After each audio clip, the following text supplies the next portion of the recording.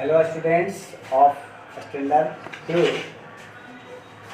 आज हम लोग अध्याय 3 में हमारे राष्ट्रीय प्रतीक के बारे में पढ़ेंगे।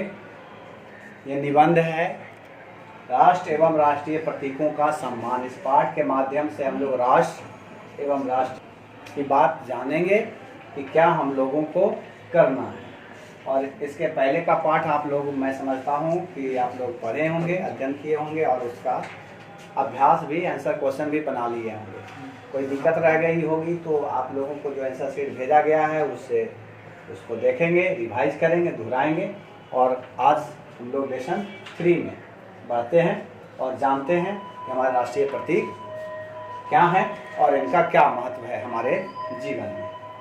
तो शुरू होता है, हम लोग अपना पाठ शुरू करते हैं। और ठीक है, तो हम लोग इस पाठ में हमारे राष्ट्रीय प्रतीक में हम लोग जानते हैं कि हमारे राष्ट्रीय प्रतीक का क्या हमारे लिए महत्व है, हमारे राष्ट्र के लिए महत्व है। तो इस संसार में अनेक राष्ट्र हैं। जैसा कि आप लोग जानते हैं कि पूरे विश्व में कई राष्ट्र हैं। अपने देश जैसे बहुत सारे देश हैं, 200, 250, 300 देश हैं। तो इस प्रकार प्रत्येक राष्ट्र की अपनी कुछ विशेषताएं होती हैं। हर राष्ट्र की अपनी विशेषताएं होती हैं जिनसे उस राष्ट्र की पहचान बनती है। तो उन विशेषताओं में सबसे प्रमुख होते हैं उस देश के राष्ट्रीय प्रतीक। अब आप लोग समझ रहे हैं कि राष्ट्रीय प्रतीक क्या है। किसी भी राष्ट्र का सर्वप्रथम प्रतीक होता है उस देश का राष्ट्र ध्वज या उस देश का झंडा। किसी भी देश का राष्ट्र ध्वज उसके सम्मान का प्रतीक होता है। तो बहुत बड़ी बात है कि राष्ट्रीय प्रतीकों का क्या महत्व है। अब आप लोग समझ रहे हैं इस बातों से। हमारे देश भारत का भी एक राष्ट्र ध्वज है जिसे तिरंगा कहते हैं। आप लोग बगल में यहाँ पर तस्वीर देख रहे हैं। ऊपर केसरिया, बीच में सफ़ेद, नीचे हरा और बीच में ये प्रगति चक्र। यहाँ पर आप चक्र में देख रहे हैं ये 24 तिरियां हैं जो हमारे 24 घंटे समय का प्रतिनिधित्व करती हैं। यानी ये हमारा प्रगति चक्र है। तो ये केसरिया हमारी वीरता, शौर्य का प्रतीक, ये हमारी शांति और सच्चाई का प्रतीक, सादगी का प्रतीक। ये हरियाली हमारी धरती की समृद्धि का प्रतीक। और ये चक्र हमारी निरंतरता, कर्तव्य निष्ठता का प्रतीक आप देख रहे हैं जिसे तिरंगा कहते हैं। इसमें 3 रंगों की पट्टियां होती हैं। इसमें सबसे ऊपर दी गई केसरिया रंग की पट्टी त्याग और बलिदान का ये प्रतीक है।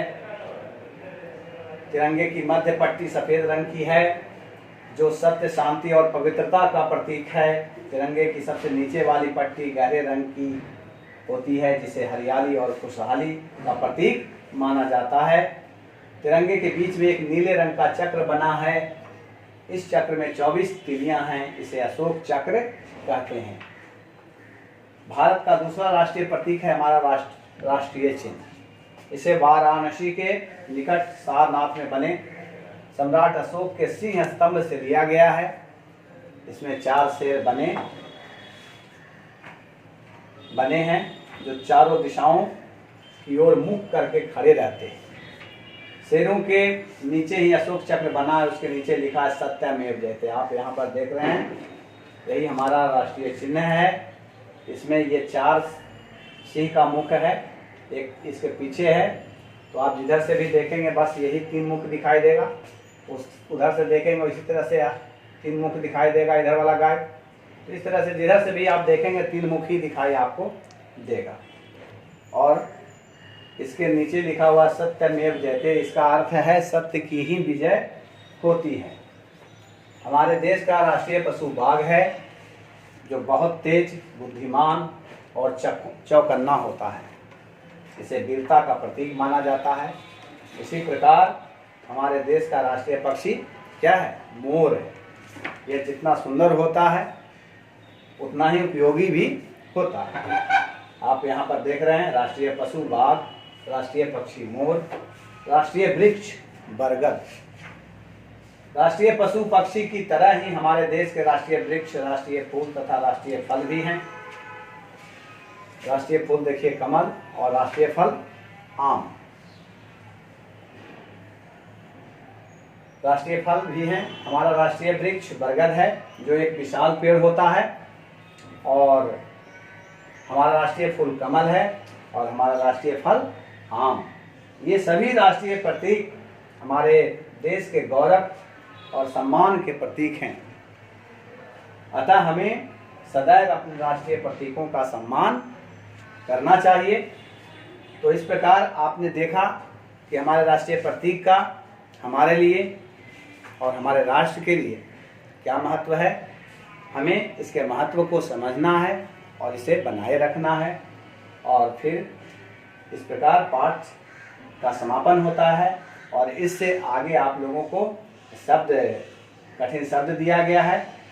इस पाठ को आप लोग, मैं अभी वीडियो जो बना रहा हूँ इसके माध्यम से यदि आप लोग के पास बुक अवेलेबल है तो आप लोग खोल करके यदि देखें साथ साथ तो और अच्छी तरह से आप समझ सकते हैं इसको।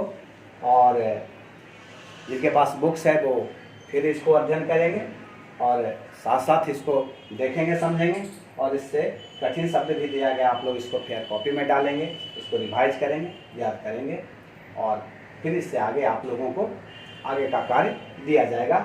अभी बस इतना ही आप लोगों को इस पाठ को रिमाइंड करने दिया गया है। आप लोगों को पढ़ना है, समझना है और इससे जुड़े सवाल को भी समझना है। तो धन्यवाद। अभी बस इतना ही।